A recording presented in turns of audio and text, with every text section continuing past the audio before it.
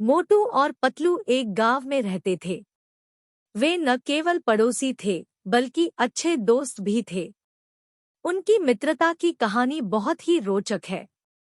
गांव में रहने के बावजूद मोटू और पतलू की जिंदगी में हमेशा हंसी मजाक और खुशियों का सामान होता था। दोनों ही अपने अनोखे अंदाज में बहुत अद्भुत थे। मोटू, जो बहुत ही बड़ा और मोटा था, हमेशा भूखा रहता था। उसका परिवार भी उसकी भूख की वजह से परेशान रहता था। वह जीवन में हर काम करने के लिए तैयार रहता था, लेकिन जब बात खाने की आती थी तो उसका सब कुछ भूल जाता था। पतलू, जो लंबा और दुबला था, बुद्धिमान और चतुर होता था। वह मोटू के अच्छे दोस्त था और उसे हर मुश्किल में सहायता करता था। एक बार गांव में एक मेला लगा था। मोटू और पतलू मेले में गए और बहुत मस्ती की। उन्हें अलग अलग खेल और जादूगरों के दिखाए जाने की वजह से बहुत अच्छा लगा। मेले में एक खिलौने की दुकान थी जहां विभिन्न प्रकार के खिलौने मिलते थे। मोटू ने वहां अपने दिल के खुशी से बिल्कुल उलझे हुए होंठ खोलकर देखा कि कौन सा खिलौना खरीदे। पतलू ने मोटू को देखते हुए हंसते हुए कहा, मोटू, तुम कभी भी खाने की तरह ही खिलौने चुनते हो। मोटू ने चिढ़कर कहा, अरे छोड़ो ना, मैं तो बस यह देख रहा था कि कौन सा खिलौना मुझे अधिक पसंद है।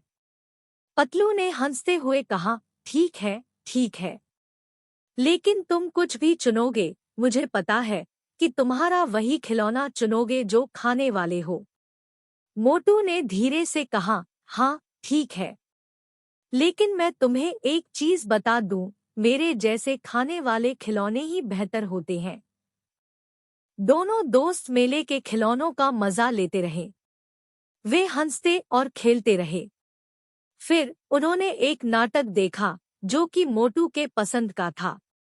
वे धीरे धीरे उत्साहित होते गए और नाटक का मजा लेते गए।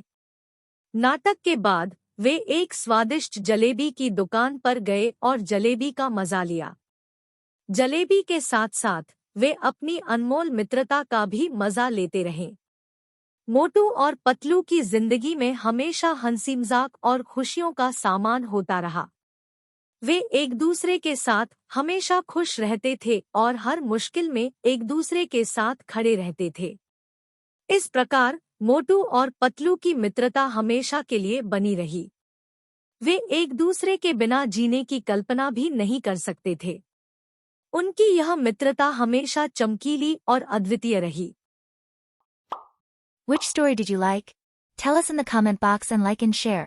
Don't forget to subscribe to our story.